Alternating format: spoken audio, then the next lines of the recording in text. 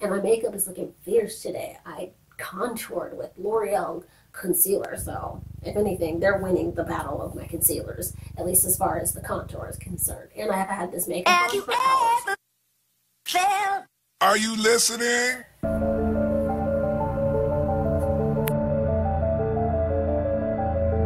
I got new tongue rings. Hey YouTube. A very good friend of mine got this for me. So there you go. It's the Piper. It's Piper. Today, since nobody requested it, I'm going to go ahead and recap not only the reboot of Roswell's second episode, but also the OG Roswell's second episode. I'm basically going to put them head to head and see which one comes out on top. The second episode of Roswell, New Mexico, which is the reboot, came out on January 21st. And it's on the CW for 9/8 Central. And I guess it's on Tuesdays. So just so you know, if you want to watch and follow along, or you have observations that you want to share, and you can drop those in the comments and we can talk about it, or we can just commiserate about how much we miss the original. The very second episode of the OG Roswell is called The Morning After, and this is I guess a few maybe weeks or something. They're back in school, it's not summer break anymore, and we see Liz narrating. The CW and the WB, since they're one and the same, they just like to have narration. They love their lead characters to give exposition. So of course, Liz gives some exposition right at the beginning. Even though this episode is called The Morning After, I kind of look at it as it being called obsession, because Liz is obsessed with something, Michael's obsessed with something, Maria's even to an extent obsessed with something. Even Sheriff Valenti is obsessed with something. Sheriff Valenti is obsessed with finding out if aliens are real, finding out what Max did to Liz. So that's where we start. This episode, we have Liz and Max back in school, and so now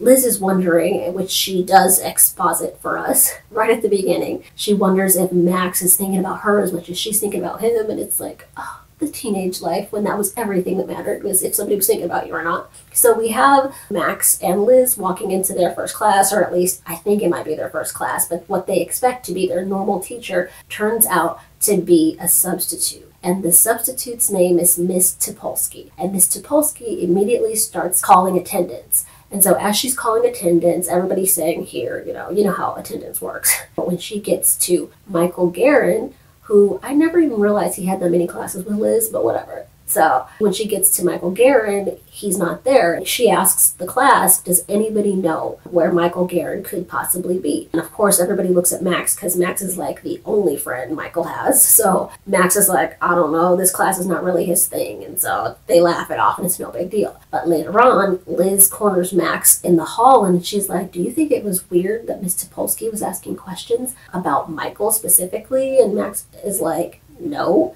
I don't think it's weird at all. And he didn't say it like that, but he pretty much says it just like that. And she's worrying that maybe, she could be a planter. She's planted there for some reason. And Max lets her know nobody's worried about Michael. They're worried about him. And then Isabel comes up to the conversation and she immediately is like, bye Liz, and then grabs her brother. It's weird. And after finding out that Jason Burr and Katherine Heigl dated during that show, I'm like, no wonder their sibling thing seemed a little incestuous.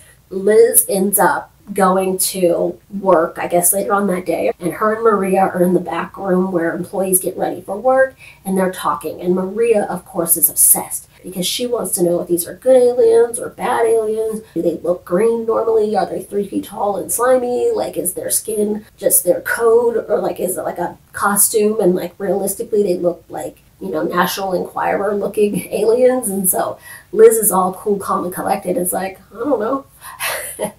And of course, Maria, being the eccentric that she is I need you to get on my level. She does not say that, but in my mind, that's exactly how it should have gone. She's like, look, Liz, we just found out that aliens exist. Could you please bring it up a notch? Meet me where I'm living right now. And so Liz is like, it's not that big of a deal. Maria keeps dropping the word alien, and then somebody else, another employee, walks into the employee area, and so Liz immediately shuts Maria up and is like, could you calm down with the A word? But then as they're serving, you hear Maria telling Liz, are they good Czechoslovakians or bad Czechoslovakians? And this is no offense to anybody who is Czech or Slovakian, but it's just funny because Czechoslovakia is not a real place anymore, so I think that's why she uses the term Czechoslovakian. But they're talking all about Czechoslovakians, and they don't realize that their friend Alex is sitting in the booth that they're behind. And so he pops his head up and he's like, who's Czechoslovakian?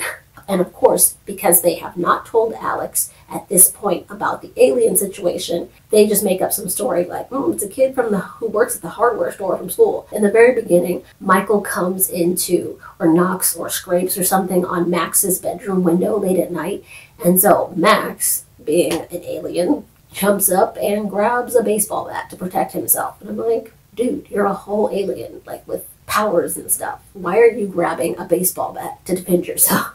Like, is an intruder really going to be like, hey, you're an alien? I don't think that's what an intruder's going to do. But anyway, Max grabs the baseball bat and he's just about to lay into Michael, and Michael's like, whoa. And so he's like, did you have a fight with your Hank again? Hank is Michael's pedo foster father. So Michael's like, no, I'm wondering who the other alien is who was here in 1959. Because as you will recall, in the very first episode of the OG Roswell, the pilot, Sheriff Valenti pulls Liz aside after stealing her backpack. He shows her this picture of a corpse with a silver handprint on it, just like the one she had on her stomach from Max. And as you will remember, Sheriff Valenti inappropriately asks Liz to lift up her shirt. And that was in the pilot. And I forgot to mention how absolutely unacceptable that request was, because they were just already alone, and that could have been a huge lawsuit in real life, her having to expose herself to show something that may or may not have been there, and the sheriff wasn't even sure. He's just going off of what his son said. She sees that picture and notices that it's dated 1959, and so obviously there was an alien in Roswell in 1959. So Max knows about that. He's obviously shared that information with Isabel and Michael, and Michael's now obsessed with finding where he comes from. And obviously that's because he was an orphan for all intents and purposes, and so he's got some serious abandonment issues where Max and Isabel might not have, because they were adopted and have a loving home, whereas Michael has been in the foster care system and just kind of shifted around. Liz has her doubts about this Miss Topolsky substitute teacher. So she goes to lunch, and she's at lunch with Maria, and her and Maria are just kind of talking back and forth about the Czechoslovakians. And then Maria is the very first person to float the idea that Miss Topolsky may not be who she claims she is, that maybe she's a plant, because of Maria being very, very eccentric. So Maria is like, no, maybe Miss Topolsky is a plant from the government, and the government does have these special units, and maybe she's an alien hunter. And Liz is like, go sniff something oil or whatever, because that is what Maria is about. She believes in all of that holistic medicine, so she sniffs some scent and it helps her calm down. So that's basically what Liz does, and kind of writes Maria's theory off about Miss Topolsky. And so Maria is so much wanting to tell Alex what's going on, because she feels like they need an objective third party. So she wants to tell Alex, but Liz is like, no, which I think is weird, because she's making it like it's not their secret to tell. But I'm like, didn't you already break that code by telling a secret that Max only told you? So Kyle corners Liz at her locker, and as you know, they were dating during the summer, but Liz is thinking that they're very casual and maybe they're not even boyfriend and girlfriend. So and plus she's all obsessed with Max, so she's not even thinking about Kyle. And then Kyle corners her, and he's busy emoting and expressing his genuine emotions to her, and she's just busy in La La Land do until she sees Miss Topolsky walking out of the office of their school. And so she's like, I gotta capitalize on this moment. So she's like, Kyle, STFU. Now, she doesn't say that, but in my mind, she's like, ugh, drama queen, give it a rest. She excuses herself from that conversation very rudely and walks off, and immediately bumps into Miss Topolsky. And I think she did that on purpose, but I'm like, how did she know that running into her would cause her to drop files that just so happen to include Michael's file? I don't know, it's kind of on the nose, but whatever, it worked. It's not a horrible idea, but it's just kind of like, She sees Michael's file in there, and so Liz gets worried. So she goes to Michael's trailer and she knocks on the door, and his pedo foster dad answers the door. So then Michael comes and he's kind of apologizing to Liz about like where he, how his foster dad was or acted towards her, if he said anything wrong. But Liz is like, it's all good. She tells him about Miss Topolsky, even though she's already talked to Max, and Max is like, let it go. So, of course, Michael, being the hyper-obsessed and has all these emotions that he can't control, he takes it very seriously. I guess it goes to Sheriff Valenti, and he's at his, sheriff's office, the police station, and when he walks in, there's just like a black-suited FBI agent sitting right there. And so, of course, he's like, who the heck is this? And his deputy's like, His deputy, who's Deputy Hansen, and this is the first time we really see Deputy Hansen, because as you will remember in the pilot, there was a Native American deputy that we saw like most of, and he even investigated the shooting at the crash down, so it's weird that he just wasn't there. So Sheriff Valenti ends up kicking that guy out, and it's like, this is not under your jurisdiction, we ain't got to do what you got to say, so you got to go. So then we kind of flash forward to Michael, and he's in the convenience store, and he gets this bag of candy, or just buy some different candy. His plan is to go into the sheriff's office on the pretense of selling candy for school or some charity. He goes up to Hansen and he's like, hey, do you want to buy some candy for charity? And Hansen's like, he doesn't say it like that, but that's pretty much what he meant. And so now we finally get to see the Native American deputy, because he comes in and he's like, dude, what are you doing in the sheriff's office? And Michael's like, I'm selling candies. Do you want some? And the Native American sheriff deputy is like, get out of here. So Michael goes over to Max and Isabel's house, and Isabel's getting ready for a date. She's like, hey, I just want to be normal and like go about my normal life. But Max and Michael then just start plotting a break-in to the sheriff's office out of nowhere so that they can try and get in there and see that picture, if nothing else, and sort of kind of have a lead on where to look for this person that may or may not know where they came from, and this person who may or may not still even be alive. They don't know. What they know is that he's a killer, obviously, this fourth alien.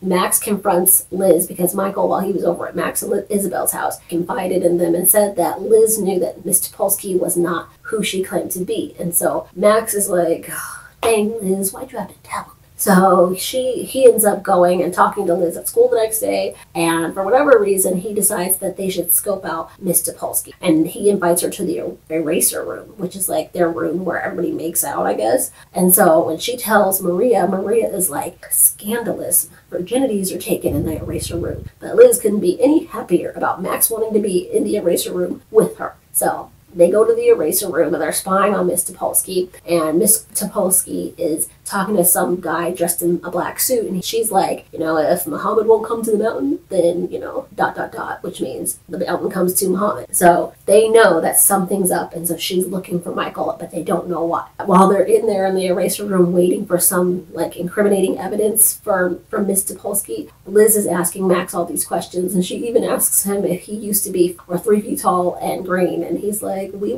came in these bodies. She's like, well, were you born in 1959 or 1947 crash? Or are you like some 50-something years old, or are you really 16? And Max is like, we came out of our little pod things and we were already 6 years old. We don't know anything more. But then he makes some joke about having like an eye in the back of his head, and Liz actually looks and he laughs. They have such great chemistry in this show. And this second episode really expands on the relationships that they have. You feel like they're all genuinely caring about each other. Even Liz and Maria with Alex, and then Michael, Isabel, and Mac. They just all really gelled well together.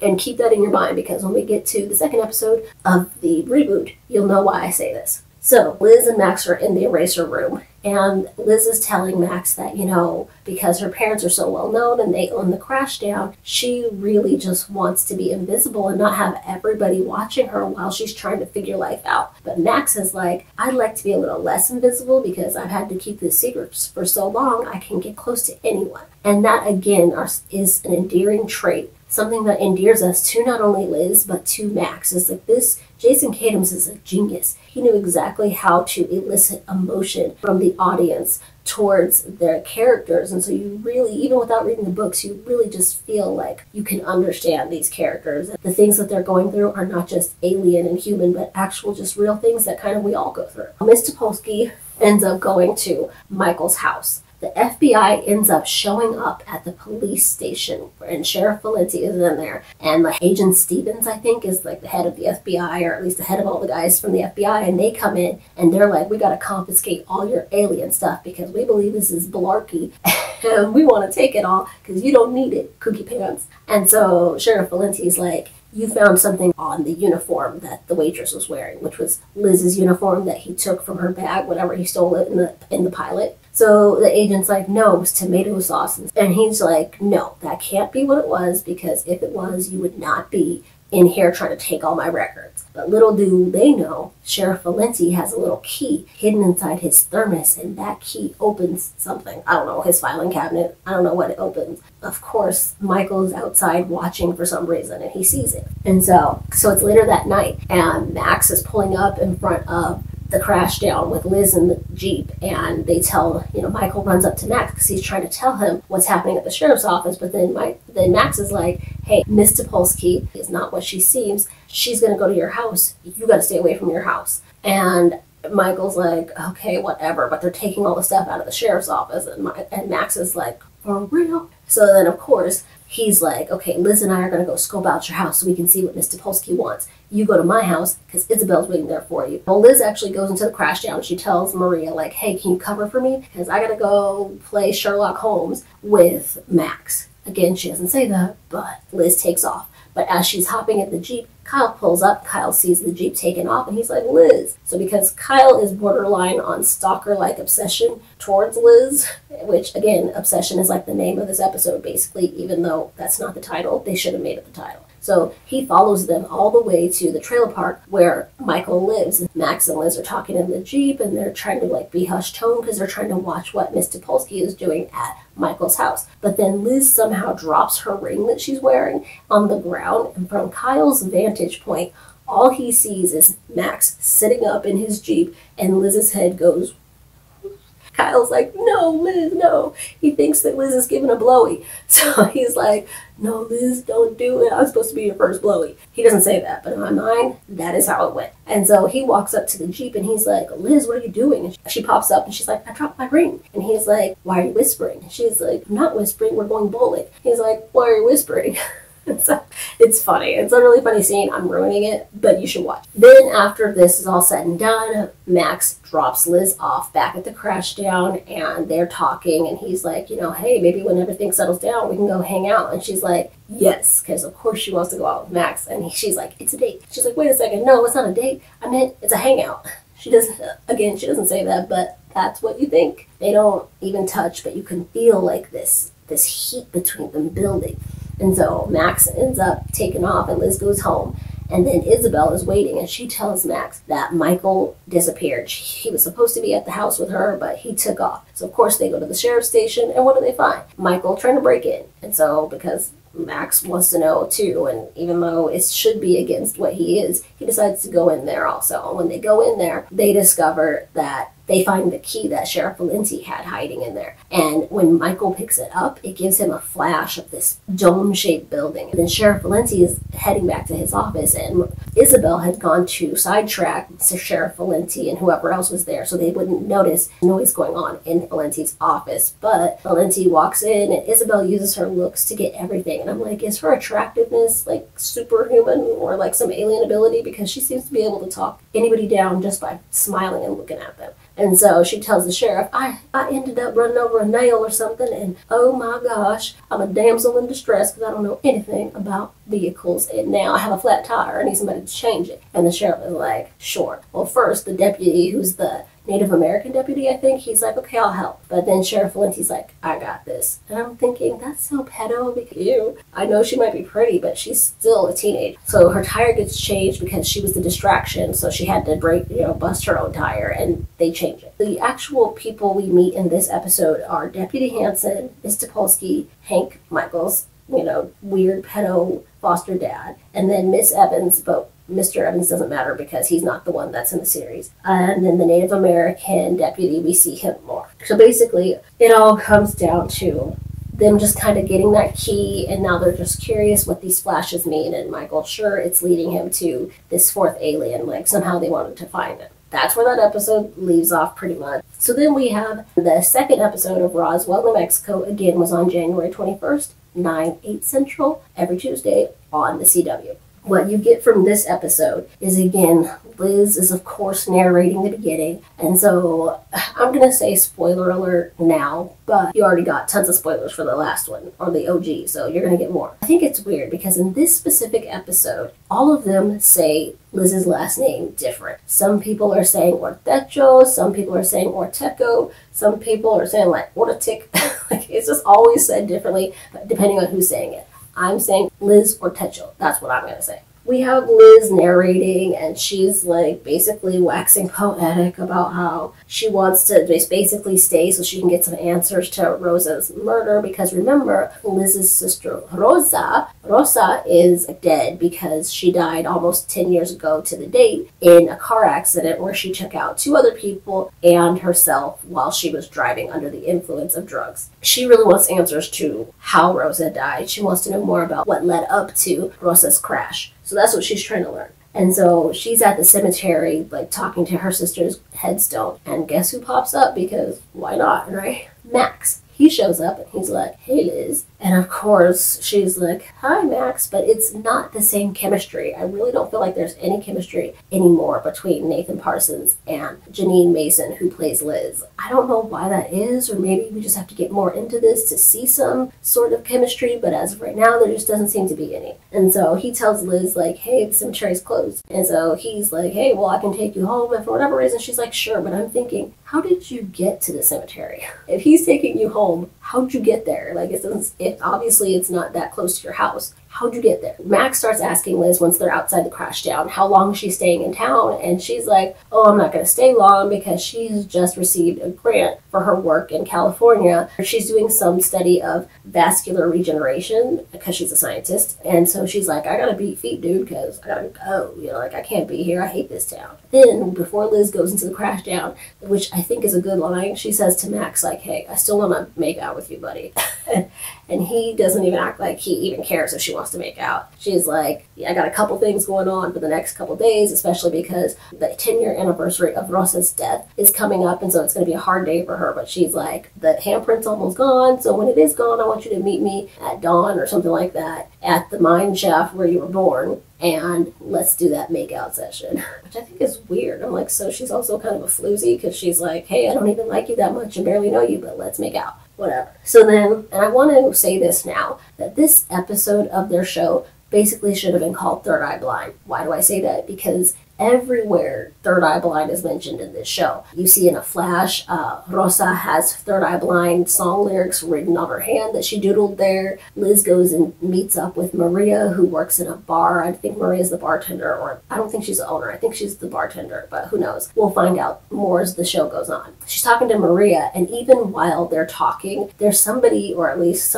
maybe they couldn't get the rights to Third Eye Blind's songs. So there's just somebody, like, it sounds like karaoke, and I don't know if it's true that somebody was karaokeing, but it sounds like Britney Spears singing a Third Eye Blind song. It's weird. I'm like, you guys couldn't get any better music, because this reiteration of Roswell actually has some decent music, but every once in a while you hear some weird karaoke style music, and I'm like, what is that? We have Alex's dad, and I believe their last name is said as Mans because that's what everybody seems to be calling them. But Alex's dad, who's played by Trevor St. John, is talking to Kyle Valenti, who is played by Michael Trevino. And they're having one of their great scenes together because these two are really good actors, but they're talking. And basically I guess there's this secret covert mission to like find aliens and get rid of them. He ends up telling Kyle, like, hey, your dad would have wanted you to be doing this. And Kyle's like, no, my dad would not have wanted. And so they have this little brief interaction. And then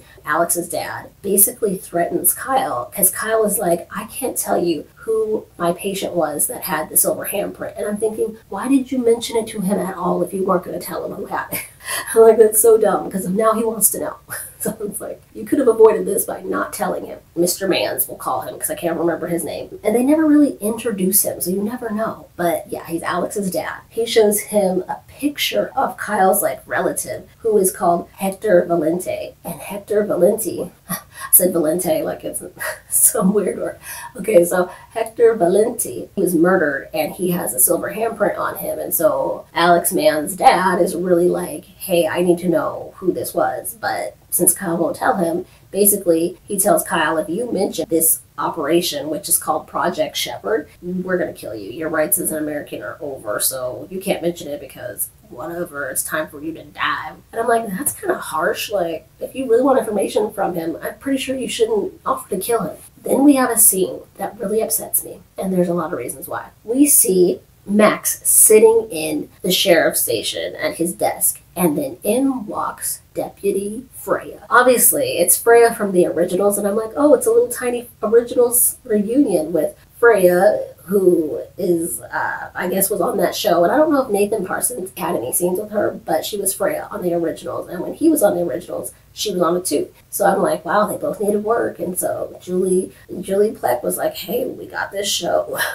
Anyway, she's a sheriff deputy too. And so her name is Kim, Deputy Kim. I don't know if that's her first name or last name, but I'm assuming it's probably her first name because she doesn't look Asian. So I'm pretty sure her first name is Kim. So Deputy Kim comes in there and she's like, hey, I got the footage right here on this little drive about when the drive-by shooting happened at the crash down, because he's wanting to know who did that. And they have this one guy framed for him, but they don't think that's who it is, or at least Max doesn't think that's who did it. So she hands him a disk drive, and then he gets out his laptop and puts that in so he can look at the security cam footage. The weird thing is he has a whole desktop computer on his desk when he does this. And I'm like, bro, just pop it in there. Like, instead of this little tiny screen over here, I mean, just whoop. Isabel and Michael, for some reason, decide they're going to break into the crash down. They almost seem like Wrath and Lonnie, who were the dupes in the original Roswell, because their attitudes are very, like, skeezy and, like, low down, undermined. So it's really weird. Liz, for some reason, is the only one who hears it. But she comes down and she sees them in there, and she's like, I know what you guys are doing. You're trying to scare me. And I'm like, what?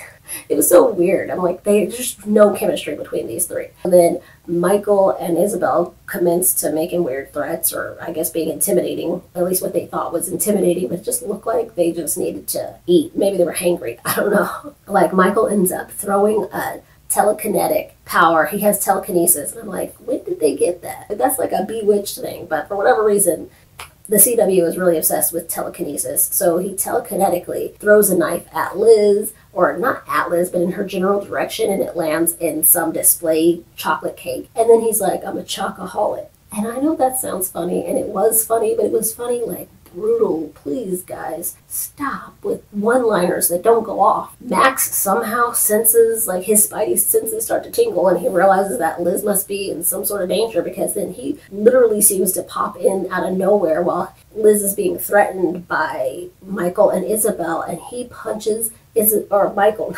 not Isabel. He punches Michael square in the face. Then we have Liz talking to her dad. When Liz gets up, she's expecting to work, and her dad's in the diner or the cafe, and it's empty and it's closed. And Liz is kind of like, hey, bro, I was about to work and make these tips.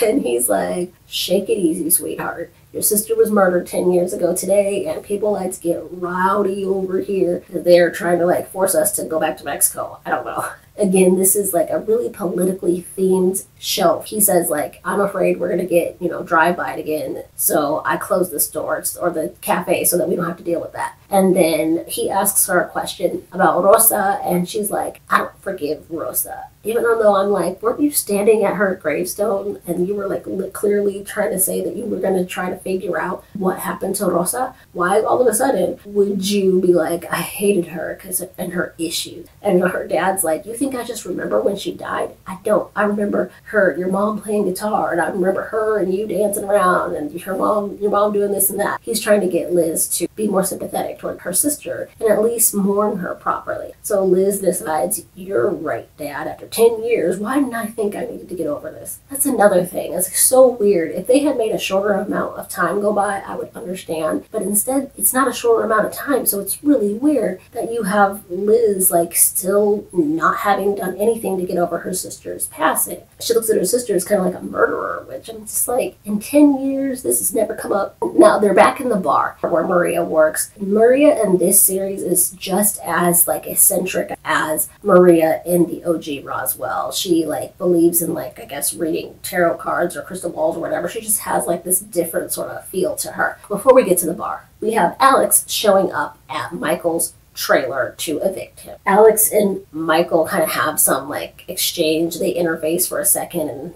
but then we learn in that scene though that Alex is in the Air Force and that, you know, he got injured while he was in the Air Force and off, and I don't know if it was Afghanistan or where he was at, and so we have Michael kind of making digs at him and about that, but then Alex just admits that whatever we did at the reunion, which was kiss, we can't do that anymore. It was actually a moment of weakness. Michael's like, what moment? I don't remember anything that happened at the reunion. And obviously he's saying that to save face, but again, there's just like no emotional connection. At least not for me. Maybe for you, and maybe I just have to see more episodes, but it's just not true to Roswell's spirit to do it like this. For whatever reason, Liz goes for a checkup with Dr. Kyle. And I'm like, why are you getting checked up on? He already knows that you weren't shot. Like, what do you need a checkup for? He was in the ER one day, the next day he's working as your PCP. Like, that's weird. When Kyle walks in, he says very loudly with the door kind of open, or at least he's really next to the door so anybody could have heard it. He's like, this woman swallowed a AA battery. And I'm like, oh, hello, doctor-patient confidentiality. You're just talking all about somebody else's case to another patient. He says to Alex's dad that he can't tell him who he saw the handprint on because doctor-patient confidentiality. But on the same breath, when he's in the hospital with Liz, he doesn't seem to hold that same sort of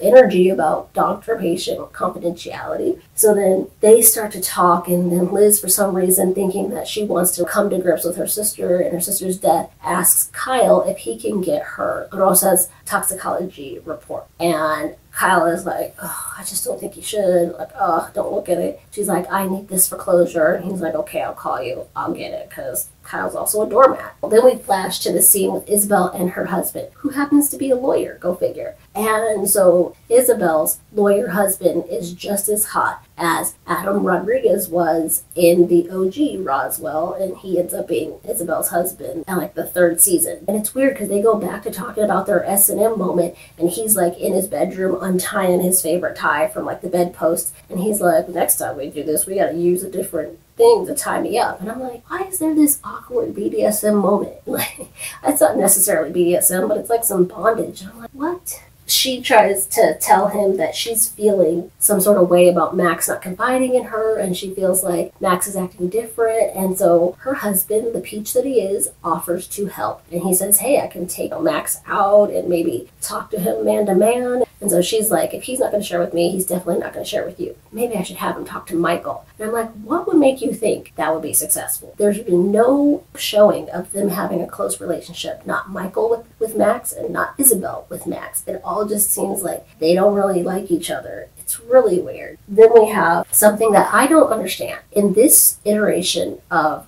Roswell, Isabel says, yeah, it's a twin thing. I feel like something's wrong with Max. And I'm like, it's a twin thing. You guys are twins? First of all, you don't even look like you came from the same parents. But second of all, twins? Like, you weren't twins in the OG Roswell. It's actually mentioned, or at least Isabel always calls Max little brother. So I'm like, I thought that she was a little bit older than Max, especially because in the OG Roswell, she has her 18th birthday, and I don't believe Max has had his 18th birthday yet. This is something that's kind of weird. Max somehow knows every time Liz is anywhere, and she's in like the church, just kind of like talking to God, and he walks in on and intrudes on her conversation with God and is like, are you sassing Jesus? They talk, and then she asks Max, since he showed her his emotions and his feelings, maybe he could do that again, but show her Rosa. And I'm like, why do you think he had any feelings towards Rosa? Because if you're going to get his feelings, wouldn't you have indifference for him towards Rosa? I don't know, it's weird. But he does it and shows her snapshots of Rosa's life. And then you have a flash of some dark night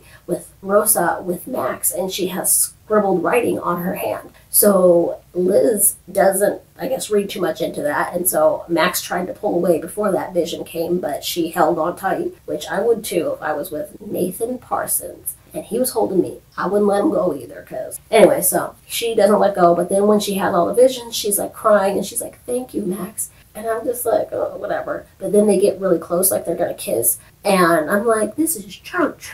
You don't kiss in church. But they don't kiss. They just like get face to face, and then he's like, I can't, whatever. He's broody. And so then he leaves and gets up to leave, and then he's like, see you at dawn on the day your handprint goes away so we can get all the making out going. And I'm like, side eye. All right, they're going to make out and they have a plan and everything. I'm like, who plans that, especially as an adult? I think it's cool that Max does that to Liz, because in the original Roswell, Max does that sort of with Liz, but only he like projects her grandmother Claudia to her when her grandmother Claudia is like, I think she's in a coma or unconscious at least, and so she thinks she's going to die, and so he holds her hand, or holds, Grandma Claudia's hand, and then is able to kind of project her spirit to Liz. So it's kind of the same thing. So I think that is cool that they did it, but I think it could have been done a little bit better. I think the reason that Liz kind of is drawn more to Max is because Max was able to help where Kyle couldn't. He didn't even get the toxicology report quickly, even though he does eventually get it for her. He doesn't do it as quick as Liz wants, but Max is like there and able to help in a way that Kyle never would. So I see what they're setting up there, but again, it's weird. So Michael and Isabel are in the bar where Maria works, and Maria is, I don't know if she's his bartender at that point, but they're in there. And so they're sitting at like a bench, and you hear Michael say something that's really weird to me. First of all, I think he poured nail polish remover in his drink at the bar, and I'm thinking, the reason nail polish remover is so absurd as a thing that they use it to like consume is because it can kill you to drink that. So how did they discover that they can drink it and not die? Like, nobody, that's a weird thing to do. I'm like, you drank it and on the hopes that you wouldn't die? Like, when would you learn that nail polish remover is something your system can handle? It's really weird. I look at it like they need to be on strange addictions. So Max and Deputy Freya is what I'm going to call her, but her name is Kim. But Deputy Freya and Max get called for a noise disturbance out, I guess, in the boonies, and they run into these rednecks, and I'm not saying that derogatory, but like that's what they are. They're like in the desert, and they're like shooting or being loud or whatever, and so Max walks up on them, and the lead guy like kind of raises up on Max and is basically making all sort of racial remarks, talking about like the Ortechos need to like go back home or whatever. We need to get them out of here, because if they had gotten them out of there, then his sister wouldn't have died. And that's where we're introduced to Wyatt Long. Wyatt Long is the brother of one of the people that Rosa ended up killing, driving while intoxicated, or under the influence. Like when she got into that accident, she ended up killing Wyatt's sister. So there's some manly macho words exchanged, and then Freya is challenged to basically put Wyatt Long in his place. And so then for some reason the police, with these random guys they're having a noise complaint on, just decide they're going to shoot some cans. And I'm like, what? This is unprofessional. Are you guys still getting paid? You're on the clock. Get out of there. So it's weird. They do that, and then basically she shows Wyatt up because she's like, ooh, you got a big gun. I don't know how to work that. I'm such a girl. And so then he's like, and it's like in his waistband, and I'm like, could that be any more of a phallic sort of symbol? But anyway, then we get Liz, Maria, and Alex for the first time as a unit in the bar. And it's the first time that Liz has seen Alex in 10 years, I guess. And she immediately goes up to him and is like, thank you for your service. And I'm just like, oh gosh, I'm being pummeled with political garbage and social issues. I'm like, please, there's gotta be a way to make that not as over as it is. But anyway, she's like, thank you for your service. And he's like, well, I only did it for attention. And they all laugh like, hey, that's so funny. Oh, Alex. And so then they end up like having like a real camaraderie sort of moment. And I think that was good, because you do see them all interact together, and it actually did work. That was some chemistry with those characters. So I was like, oh, good, yeah, some chemistry finally. Whenever you see Maria and Liz together, it's like they don't have any chemistry. Okay, so Liz ends up asking Maria if she knew. She drew a picture of the markings she saw on Rosa's hand in Max's vision that he gave to her, and so she shows that to Maria, and Maria looks at her like all worrying, and she's like, that's not a tattoo, like that is the lyrics to a Third Eye Blind song. The Third Eye Blind song is How's It Gonna Be? And so you see that the lyrics are on Rosa's hand. But Maria is like worried, or at least weirded out, because she's like, how do you know that she had that on her hand? Because that was the night she died, and you said you didn't see her the night she died. And that tips Liz off, like her little spidey senses start tingling, because she's like, Max showed me that vision. So if Max showed me that vision, then he must have seen her, or at least the day she died, the night she died. But she doesn't tell Maria any of this. She has not confided in Maria that they're aliens at all. And neither has she confided in Alex. So I'm like, okay, this is weird. We already had all this gone by the end of the pilot in the original Roswell, and in this one it's just real conspiracy theory and more like a mystery, like a whodunit mystery. Then Liz gets a call from Kyle. And while Michael and Isabel were at the bar earlier, when Michael was drinking his like nail polish remover and Jack combination, they hear Wyatt Long, or they overhear Wyatt Long saying that they're going to go take care of the Ortechos, because they're like, if they can't be deported before, we're going to get them deported by beating him up. I'm like, how does that make sense? Like, beating him up, how is that going to make him get deported? But they're thinking weirdly, because maybe they've been drinking. And so they're like, ooh, maybe we should like head over there and like figure out what's going on. Little do they know, Max is staking out the crash down, making sure nothing else happens, since he was there when Liz was shot in that drive-by. So he's doing that when Wyatt Long and his buddies lure Liz's dad outside into the alley. I don't know if they lured him there or if he was just taking out the trash, but either way, they start kicking his butt. Like, they really do some damage on him. And so Max pops up and he just starts like karate fighting them. Like, he's not using any of his abilities. He's just like a champion fighter. Like, when did Max become MMA sort of situation? But anyway, he fights Wyatt and then puts his glowy hand on Wyatt, and we think he's going to kill him, which is weird to me, because I'm like, I've never seen Max use those kind of abilities that way. And in the original, Macedo was the only one who killed that way. But whatever, Max can do it now, and he starts. And then you see Max fling off, and we are like flung off of Wyatt, and then you see in the distance a guy in a black Stetson hat looking scrumptious, and we discover that is Michael. He's looking all tasty like the Marlboro Man. I'm like, what? When did they become like cowboys? Anyway, and so then Isabel tases Wyatt to like make him pass out. And I'm like, you have a taser? Like, if you could be a human taser, why do you have a taser? Or whatever. They end up doing that, I guess, to keep up, pretenses. She has a taser. And so they end up like in this argument, and I guess Michael kind of sees that Max is really vulnerable, and then Max finally admits that ever since he healed Liz, he feels like he's in a constant state of roid rage. That's not what he calls it, but he's just like, says that, and that's basically how he's been acting. Then we have Maria, or not Maria, but we do have a scene with Maria and Alex together, and Alex and Maria play off of each other very well. Maria is Heather Hemmons from that show Wildcats that was on the CW. Maria asks Alex, hey Alex, 10 years ago you were talking about a boy who kissed you, and he's like, what did I say? Oh, I would stay here forever if he kept kissing me like that. And I'm like, what? This is so weird. Whatever. And they talk about that, and Maria imparts some wisdom on Alex, like every bartender. She's like giving out, advice and like therapy sessions. And so she tells him like, love doesn't have to come from like having kids and whatever else. Love is just that one person, and that opens Alex's mind. And so Liz goes with Kyle, or she at least meets Kyle, and she sees Rosa's autopsy report, or her toxicology, and she doesn't find anything suspicious in there. But then Kyle tells Liz, remember when we were little kids and I was at your house and Rosa ended up having to have her appendix removed? And Liz is like, yeah. And he says, well, her autopsy report says that she had her appendix. And he's like, so that made me decide that that was fake, but I have the real one. And I'm like, they just left that or sitting around at the hospital for him to find? Like, if you're going to do a cover-up, you would think they would hide stuff better, but they don't. And so he shows her, and then it says that Rosa ended up having 80% of her body was covered in burns post-mortem. And so Liz is like, oh my goodness. And then Kyle adds fuel to the fire by showing Liz a picture of Rosa dead, and there's a handprint across her mouth.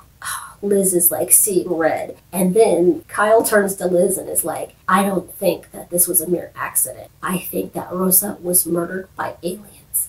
And I'm thinking, we really have to suspend disbelief to believe that they just talk freely about believing in aliens that way. And I'm like, you're a doctor, dude. But anyway, he says that, and Liz is like, I gotta bounce. And she takes off and confronts, or doesn't really confront, but she goes home to like talk to her dad, I guess, about it. And there she finds her dad all beat up, and her dad says like, oh yeah, Max saved me, you know, because he's a good boy, he's always around here and always looking out for me. And Liz is like, that MFer, he had something to do with my sister's murder. She doesn't say that to her dad, but that's what I'm thinking in her mind. That's how it's going. Oh yeah, when we're in the bar with Isabel and Michael and they're talking, we discover Michael says something very interesting, and this is a little golden nugget or some Easter egg. That's something that I guess they're going to mention, is that he's like, Max and I were never supposed to be friends, or we weren't meant to be friends. And because Isabel says they're all family, and he's like, no, because you guys got adopted and I didn't, so we're not family. And then Max and I were never meant to be friends. And I'm like, what do they know about their past? So then once Liz still knows that in her head, Max was there when her sister was murdered. And I guess he hadn't told her that 10 years ago. But I'm like, why would you even have asked? You say tons of times that you don't even know Max very well. So it's like, why would you ask him ever? But for whatever reason, she did, and he had told her a lie, obviously. Oh, Max ends up meeting Liz at dawn at the mine shaft where his pod is, which is too easy to find and have anybody stumble upon. But they meet, and because Liz is so angry, and she has already talked to Kyle, but what they said wasn't important, so I left that out. So Liz is angry, and she goes to where they were. Max is like, let's get down to business. I put on chapstick and everything. That's not what he says, but in my mind, that's how it went. And Liz is like, yeah, you were right. That handprint left, and now I don't feel nothing. And I'm like, bro, it's so rough. In the first one, they did, in the two first episodes, they really helped you feel for these characters, and so you grow an attachment to them. In the reboot, it seems like they're depending on the attachment we know happened in the original to somehow make us have just as many emotions about Max and Liz in this one, because I'm like, she just seems really cold-hearted, and Liz was so sympathetic, and really, like, even when she heard that Alex died and thought an alien did it, she still was very much able, or at least willing, to try to keep that relationship intact, or at least give Max the benefit of the doubt. And even though they argue about stuff in the first one, like, she always had a loyalty to Max and always sort of believed in him, especially after seeing his emotions and feeling his emotions. So it's weird that Liz is like so cold-hearted and she's just like, yeah, I don't feel the same way, even though she probably does, but it's weird. So they don't kiss. But then she asks Max again. She's like, Max, when was the last time you saw Rosa? I don't know the answer he gives her, but it was not what she was hoping for. So she's like, mentiroso. I can't believe you. Mentiroso. She doesn't say it like that, but that means liar. And that's what she basically calling him with her eyes. And I do like this iteration of the show's mixture of like culture, as far as like her dad speaks like Spanglish, and I really enjoy that because I like the diversity. But that's it. Liz ends up deciding, and she says to Max that she has decided to stay in Roswell. And she says, like, maybe they can get to know each other better. But I'm like, what do you care? You just told him basically, like, you just been friend zoned. Why in the world do you care if you guys, like, get to know each other any better? That doesn't give him any hope or anything, because he goes knocking on Deputy Kim's door. And when he knocks on Deputy Kim's door, she's like, you haven't been here in a while. And I'm like, oh my goodness, Deputy Kim and Max are F-buddies? And I'm like, if that's true, alien interactions or intercourse in the original was supposed to be like a different experience. And I'm pretty sure Deputy Freya knows what intercourse is like with a human. So I'm like, okay, whatever. It's apparently that's not an issue. Just like alcohol doesn't adversely affect them in this one. But in the original, Max was drunk off one sip. And Michael had like wonky powers after he like did a beer keg. So it's just weird that he can have random casual sex with Deputy Freya. So he goes to her for a little sexual healing, and she opens the door like the thought she is, and it's like, sure. We see Alex go to Michael's trailer, and then like Alex is like, "What are you doing?" He's like, "I'm packing up. I've been evicted." And so they have a heart-to-heart moment, and Alex is like, it's so hard for me because when you look away, and some emotions, and then Michael says some heartfelt emotion like, "I never looked away from you. I never turned my eyes from you." And then Alex goes and just like struts into the trailer, and Michael's like, "Where are you going?" Alex gives Michael the "you know what time it is" look, and Michael gets a little sexual healing from Alex, and I'm just like, not that I don't like gay guys, that's fine, but it just doesn't work in this story. You could have had him be gay with anyone else. It just doesn't work in this story. And I fear that the CW is going to do to Maria what a lot of CW shows do to their black characters, especially when they're female. They leave these females out of all love interest. They have no love interest. They're self-sacrificing to the point that it's absurd. They help their friends. They root for their friends with their relationships. They never find love to themselves. And I'm like, did you cast Maria as a black girl just so that she could never have love? And what is she going to be? The resident therapist slash bartender where she like deals with everybody else's problems and she like roots for everybody else and she's the scapegoat for things. She never has love. Because I'm sorry, they did that to Bonnie in the Vampire Diaries and Marcel and what was his name? The other black guy who was like a witch in the originals. They did that to Marcel and that guy too. Like Marcel was so self-sacrificing, he doesn't end up with Rebecca, and it's just like, why would you do that? Why in the world would you make it so that these characters are nothing more than just filler? And it's like, because this is a multicultural show, you're like, well, we have a little bit of diversity. We got one black character, right? Julie Plec, for me, is known for that. To just underutilize her black characters. They never find love. I mean, poor Bonnie in the Vampire Diaries, she had Enzo killed off. Jeremy was ended up killed off. Then Jeremy falls in love with a ghost over her. It's like they can never be happy, but they are so self-sacrificing. And I'm just like, you really do your black characters a disservice. And because they're trying to sell this as a diversity, so they've got Hispanic people and stuff too, it's like, or at least Mexican people, it's like, you're going to totally do this to Maria. You're just going to, she's not deserving of love. Like, why did you change it so much? It just bothers me because I feel like that's where they're going to go. And then anybody Maria does end up having feelings for is probably going to be an evil alien or something else. But it's never going to be her actually having something. And I'm like, I just sense that, and that's going to really turn me off from this particular show. So yeah. Max and Deputy Freya do a little bow, and Alex and Michael get it in. Oh, and I would like to include Michael's body is dope. That is one good thing about having him have that little scene with Alex. We got to see him with his shirt off, and I was like, yeah, his name is like Michael Vlamis or something, and I'm like, gotta get more pictures of you with your shirt off. Then we have Liz at Rosa's grave, and she's visiting, and Kyle walks up behind her. She vows that she's gonna stay in Roswell, and she is going to find out who murdered Rosa, even if it's Max Evans. And she says it out loud. So she basically tells Kyle that that's who she thinks murdered Rosa. And I'm like, if that's who you think murdered her, then he's probably going to put two and two together and know that he gave you the silver handprint and he's an alien. And I'm just like, this is nothing like the loyal to a fault Liz we knew in the first Roswell. And I'm just like, how am I going to love this show if like Liz is like this ruthless and she just doesn't have any sort of real like pull towards Max like she did in the OG Roswell. And I'm like, that's what people loved, the fine mix of sci-fi elements and the aliens and the romance and the camaraderie with all the different friendships and the loyalty. And it's like all that is gone, and now it's some murder mystery where we're like, who killed Rosa forever? And while that can be in there, I would just prefer it not be like the driving force. Like it should be part of it, but it just is weird. Now that I have finished that very long diatribe, like, subscribe, comment, share, smoke signal, carrier pigeon, I don't know, Morse code, do whatever you gotta do. Share this video, press the bell so that you get notifications.